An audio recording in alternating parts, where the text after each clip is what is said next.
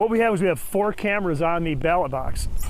Starting Thursday, residents in Clinton Township, smile, you're on camera when you drop off your election ballots at one of 6 drop boxes, each equipped with 4 cameras. So if I've got a ballot, I'm going to do it right here, put it in like that.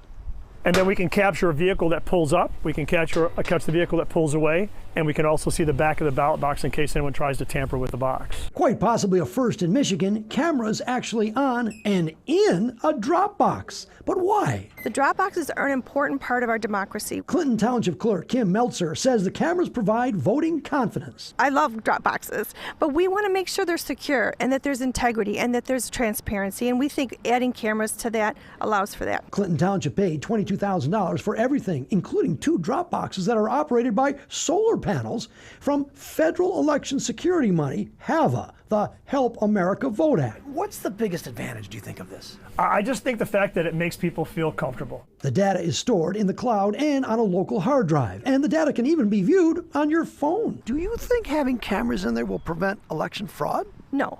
Clinton Township will not know who is voting for whom, but video evidence of tampering, stealing, or overly stuffing the drop box would be turned over to police. Do you think that the public will be okay going into the drop box knowing that I'm going to be on camera, not once, but 4 different cameras looking at me?